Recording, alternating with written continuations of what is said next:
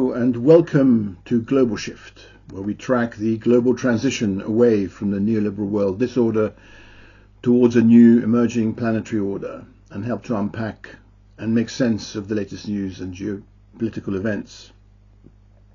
This is to announce that I posted an article on the Global Shift website which covers a number of things. We're coming up to the US elections on Tuesday, the day after tomorrow, and I'll deal with that.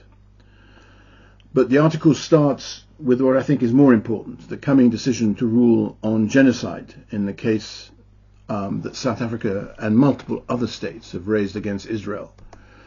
And in particular, Francesca Albanese's report. Francesca Albanese is the UN Special Rapporteur on the occupied Palestinian territories. Her report, which contains all the evidence on the genocide, as the International Court of Justice continues its process of analysis and discovery.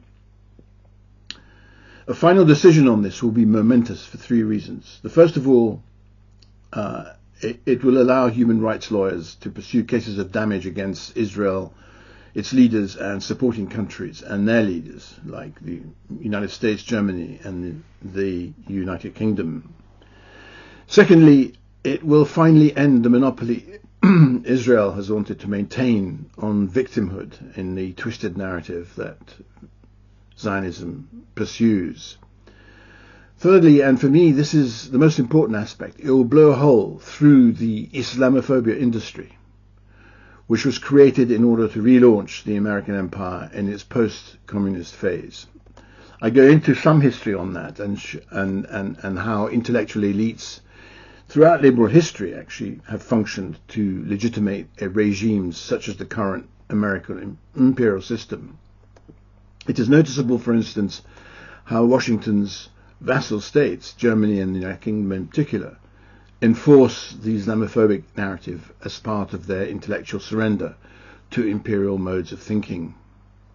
I would add France to that, but France has actually its own slightly different pathologies which make for it to end up looking the same as the other ex-imperial powers, although it is slightly different. Same with Italy under Mussolini's spiritual daughter, Meloni. I then go on to write about the revolution in warfare as it becomes evident in the current war in the Middle East, how Lebanon's resistance and Iran have adapted to the digital age in warfare.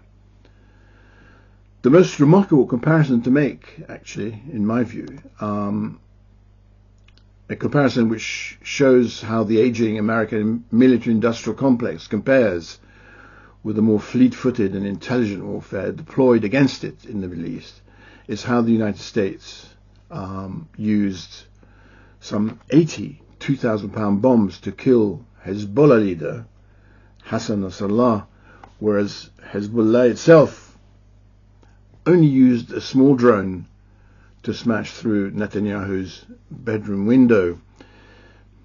He was hiding in the government's underground bunker at the time, and his wife was somewhere else. Nevertheless, those couple of events show something which is revolutionary. Lebanese drones actually have become unstoppable and are terrorizing Israel, although you wouldn't find that out from Western media. Netanyahu himself cancelled his son's wedding, postponing it until after the war in fear of those drones, which tells you something about the fact that Netanyahu is thinking about an end to this war anyway.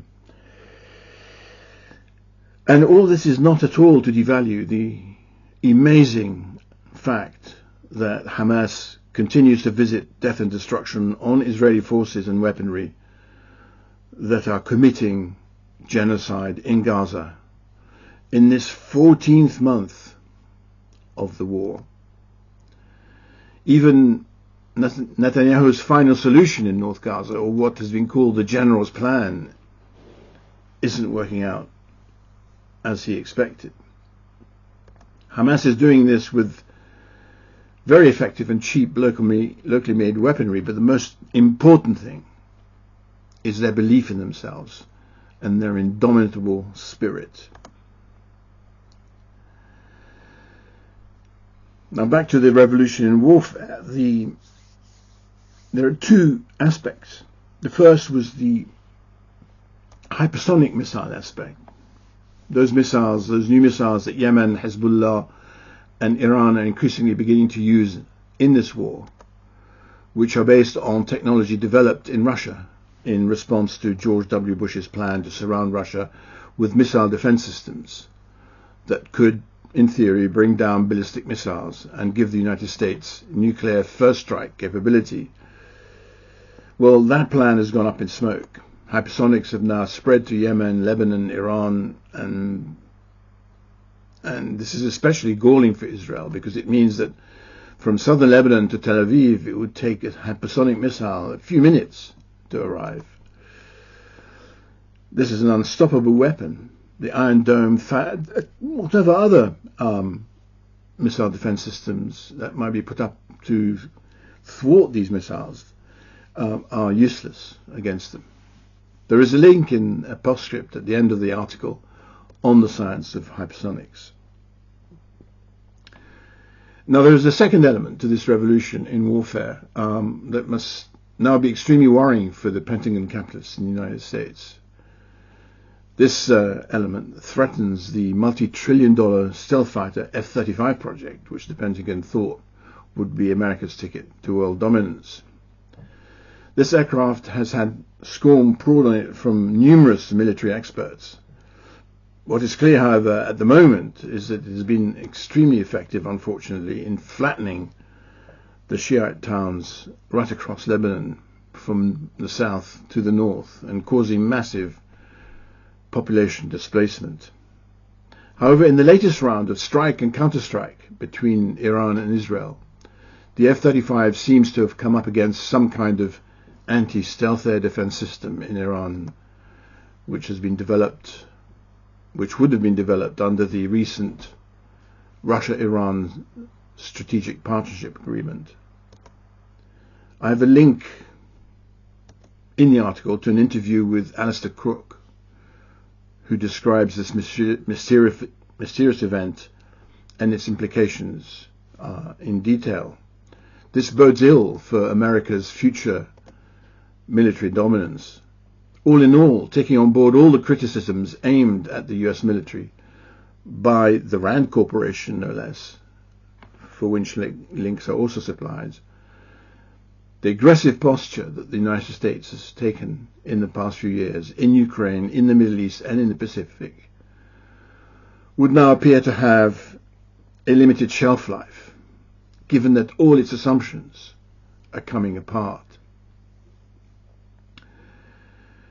If American hubris can thus be tamed, the Islamophobia industry will be shot through the bows. That industry, the Islamophobia industry, has sustained the imperial right to massacre select populations at will, and to subcontract to Zionism the right to do so with genocidal intent. Its demise will mean that we will approach a period where diplomacy will begin its ascendancy over war and violence. In that context, the BRICS meeting in Kazan was revealing. The one important and unanimous decision taken at that meeting on the 22nd of October was to push forward with a plan to reform the United Nations system rather than to create a completely separate system and thus divide the world. It is in that context that President Putin, the Russian president, voiced his preference for Kamala Harris rather than Trump as the next US president. Clearly, Trump isn't a fan of the United Nations, nor does he really relate to the world of international law. So in that context, Harris will be a more appropriate counterparty. It is also interesting to see how confident Putin looks about this next phase in world affairs. It is pretty clear in his mind that American military superiority has come to an end, and that American intellectuals and US media have to start adapting their message to a new world in which nations now have to start talking and to negotiate with each other. The only problem is that all the talking heads that have made a career out of Islamophobia and Russophobia will find it hard to adapt, although among some Russophobes it is interesting to note that Victoria Nuland's resignation suggests that at least she thinks that the game is over. She's made her blood money and she's off. The problem is, however, when it comes to Kamala Harris as next president of the United States, is that the Democrats, who have had the lead over Trump in the polls before the Gaza events, have now lost it. They are neck and neck in the polls with the Republicans, and it doesn't help that the Democratic campaign seems to think that the best way of going forward is to alternate pro-Israel and pro-Gaza messages almost on a daily basis. That's confusing the electorate at no end, many of whom are going for Jill Stein. The ultimate outcome of these elections is anybody's guess. But anyway, Netanyahu, well, it's clear that Netanyahu has done his best to sabotage each and every single ceasefire proposal that the Biden administration has come up with. And this clearly in order to help Trump with his bid for the presidency. But while Trump has taken $100 million from Sheldon Adelson's widow,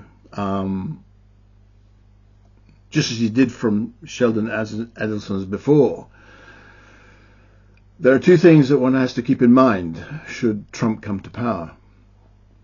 The first and foremost is that this is his last term. The second is that he is going to want to go down in history, presumably, given his personality and what we know about him, as a truly great president. Now, it's impossible to tell what exactly Trump understands as being a great presidency, one that will go down in history. But as one narcissist to another, I don't think this will include sacrificing his goals to Netanyahu's. Thank you for listening.